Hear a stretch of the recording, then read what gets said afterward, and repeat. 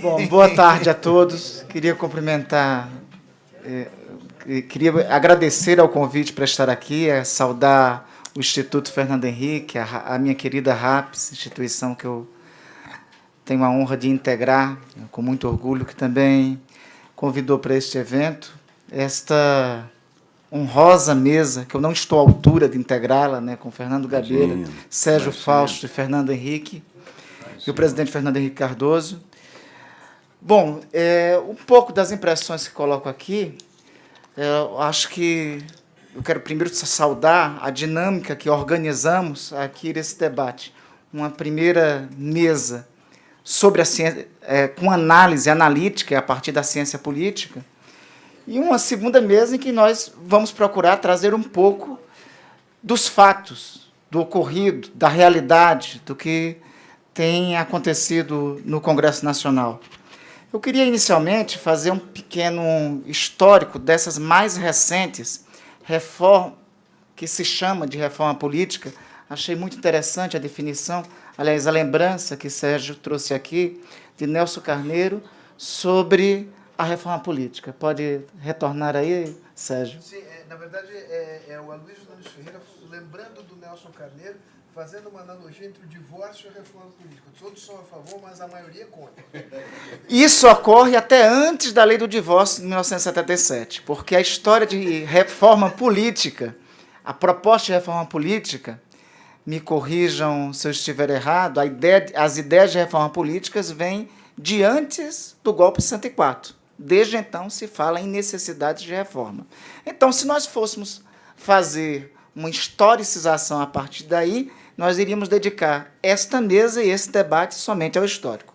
Eu vou procurar aqui, então, tratar muitas das reformas tidas nos últimos 2, 3 anos, não foram propriamente políticas, foram reformas cosméticas, eleitorais, né? Então, vou tratar, primeiramente, trazer a lembrança dessas duas, né?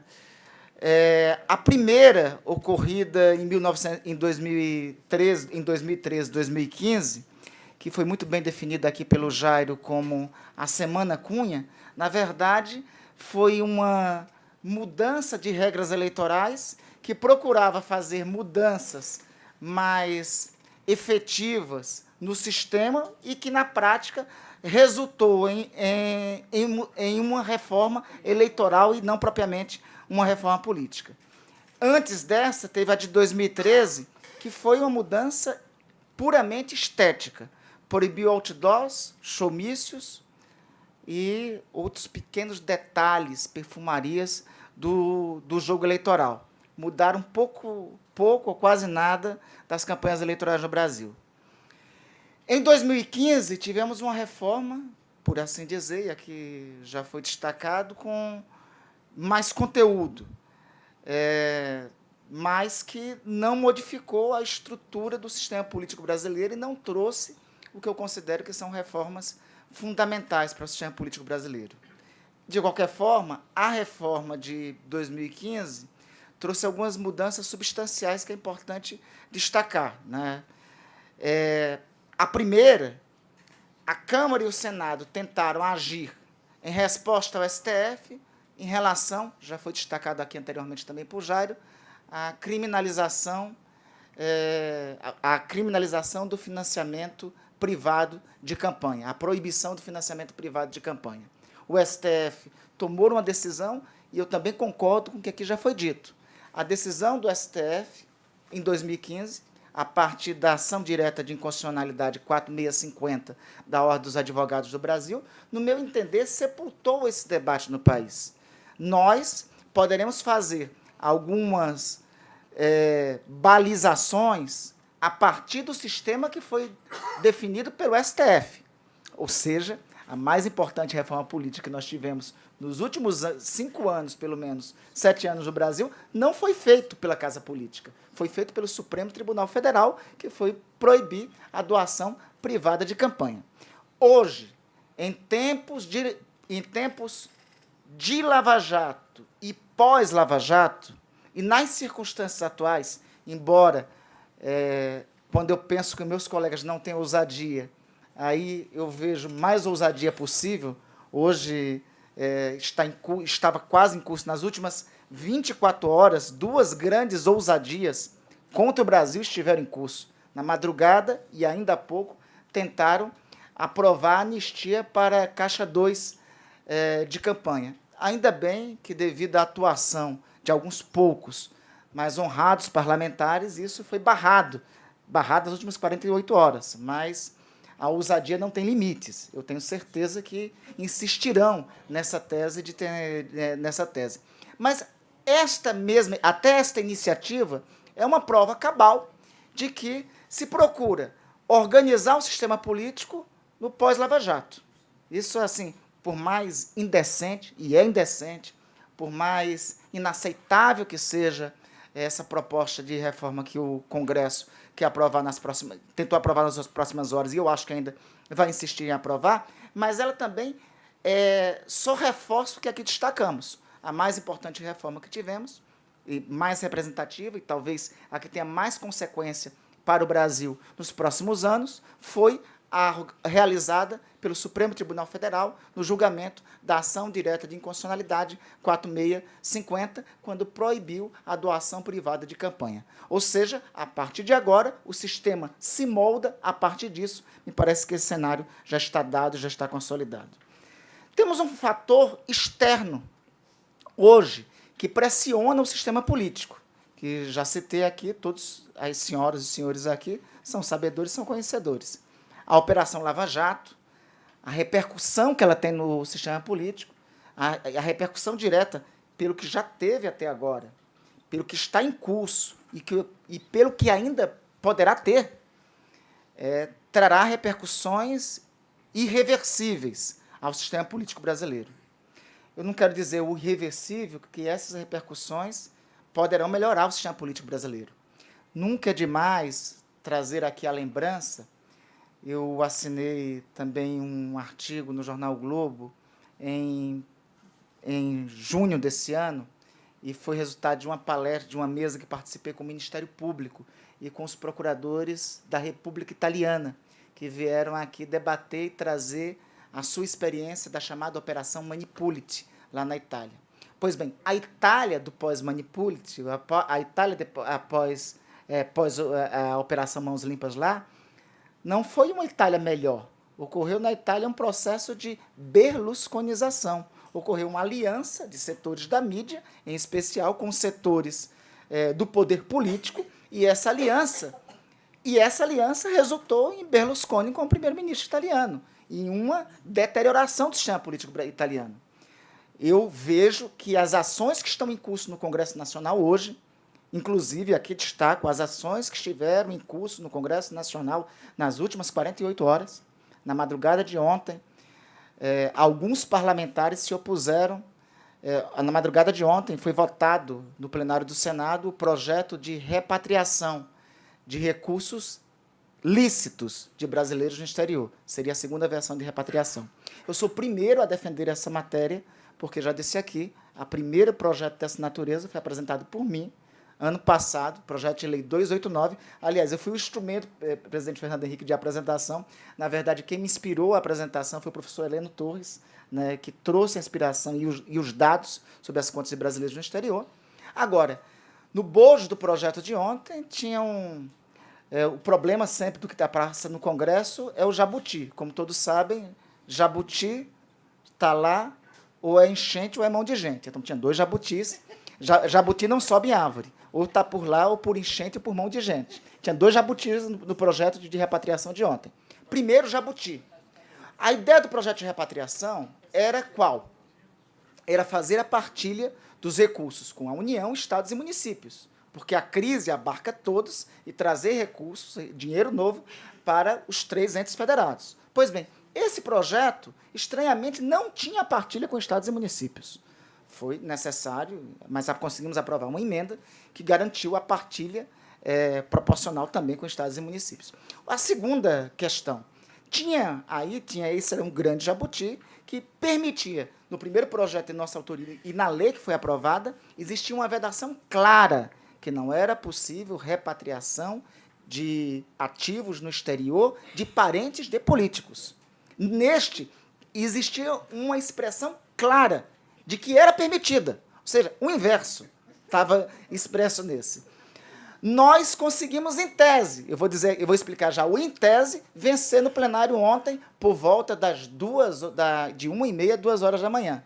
Quando que hoje nós fomos informados pelo senador Romero Jucá que a emenda de redação dele, na verdade, tinha mantido o texto anterior. Nós vamos ter um embate essa semana para saber o que foi vitorioso, se foi a emenda que ele disse que tinha renunciado, recuado, e que ele hoje argumenta com a emenda de redação, ou se o que nós argumentamos que foi a retirada da emenda dele, desse dispositivo que permite a anistia, a repatriação de ativos de parentes de políticos. Mas isso é uma demonstração, isso e o que está acontecendo, e o que aconteceu, e o que está acontecendo na Câmara de ontem para hoje, é uma demonstração clara de que a Operação Lava Jato tem tido atores externos, efeitos externos, tem influenciado, tem intervido sobre o sistema político.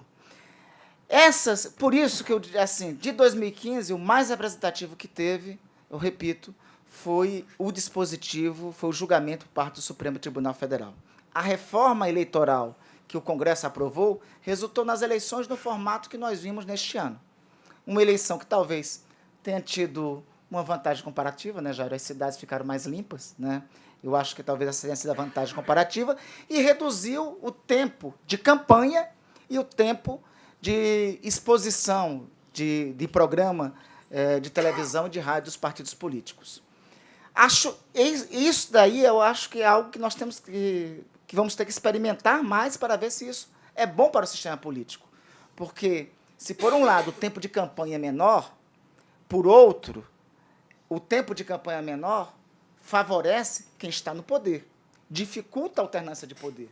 Os candidatos, aqueles que são menos conhecidos, terão menos possibilidade de acesso ao poder político. E isso é um princípio elementar, no meu entender, aprendi no pouco que eu li com do professor Jairo Nicolau, né? Isso é um princípio dos sistemas democráticos, a alternância de poder, a possibilidade da alternância de poder. Só que nós estamos no dilema que o problema político nacional é, de fato, bem mais profundo. E nós vamos ter, além da repercussão da Lava Jato, vamos ter outras repercussões externas no problema nacional que temos na política. Mais uma vez, me permita, Jair, citar, fez uma citação, aqui trouxe a lume a reforma política que ontem o Senado aprovou, em segundo turno, que vai para a Câmara.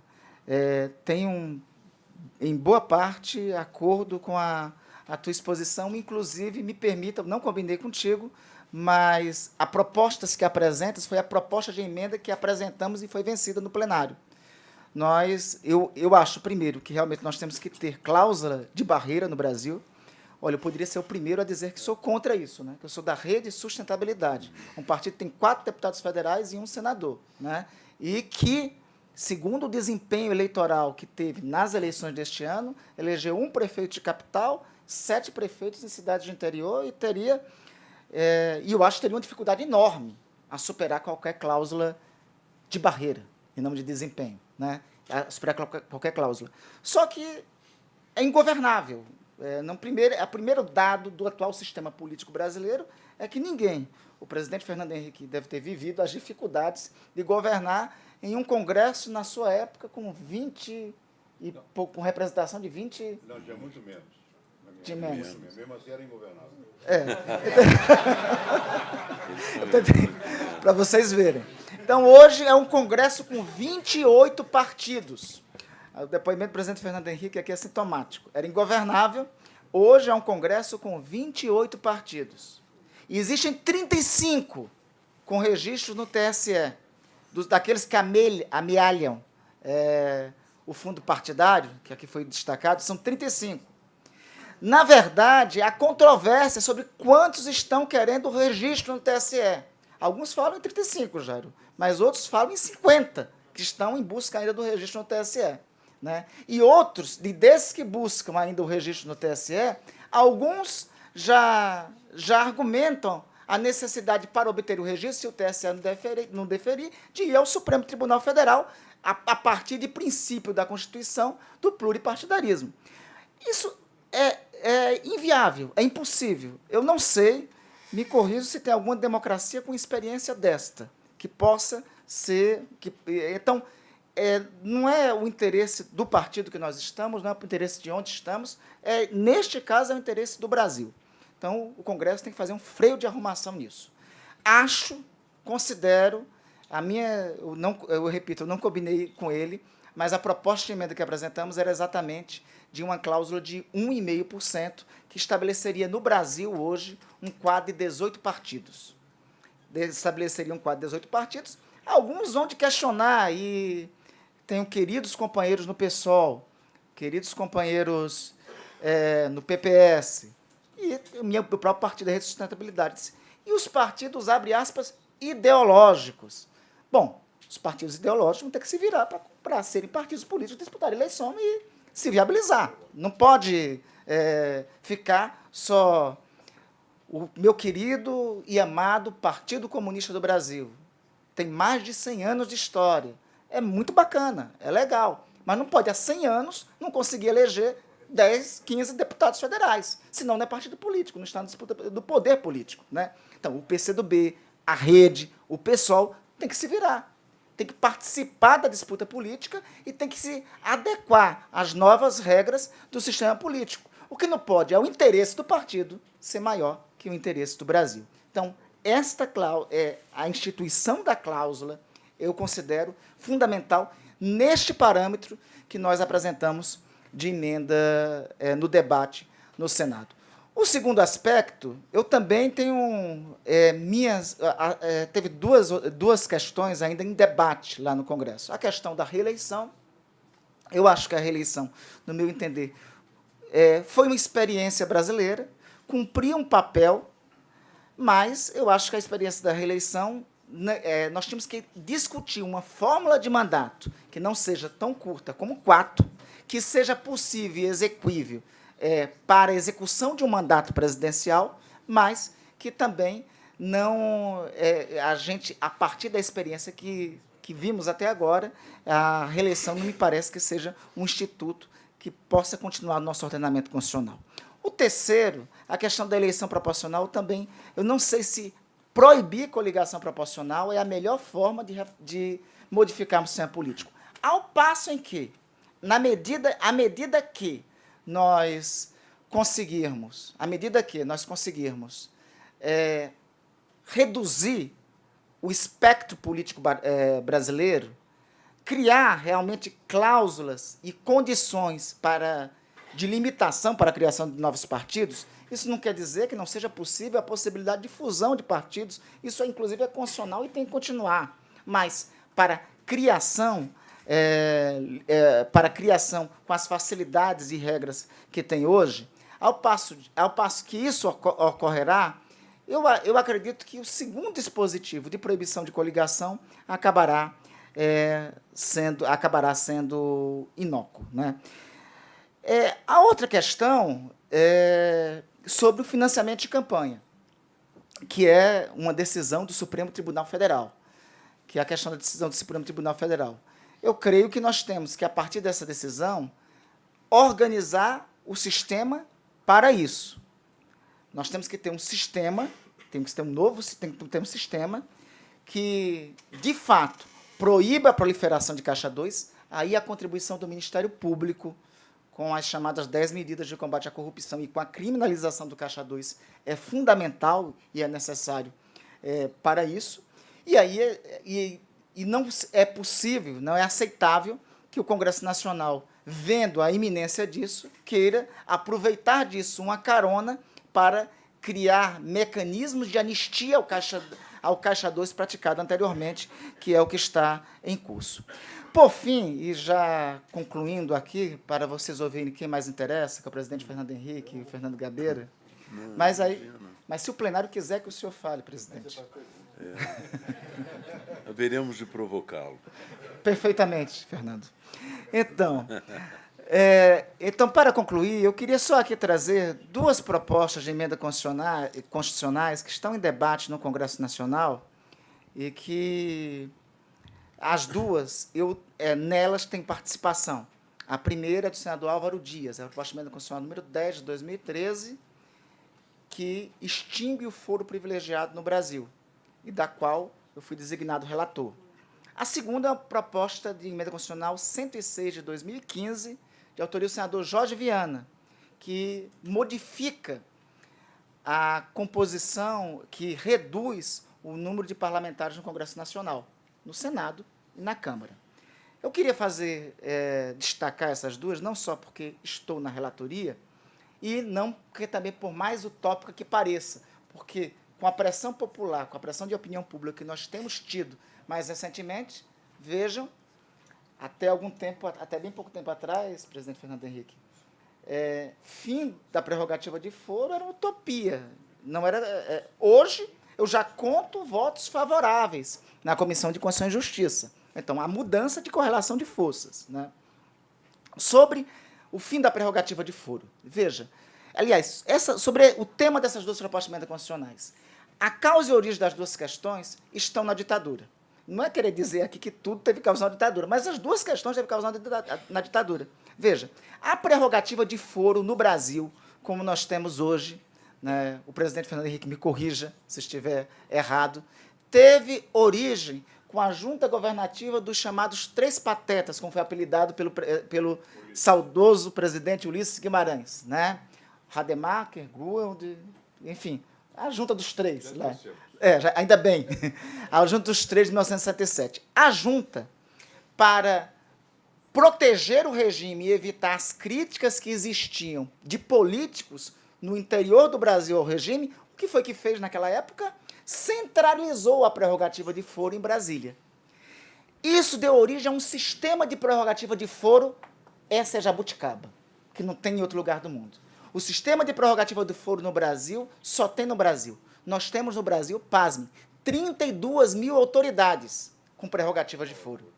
Veja, é promotor de justiça, é juiz de direito, é prefeito, é senador da República, é deputado federal, presidente, vice-presidente, ministro superior do Tribunal de Justiça, membro do Conselho Nacional de Justiça, membro do Conselho Nacional do Ministério Público, enfim, deputados estaduais. A soma dá 32 mil autoridades.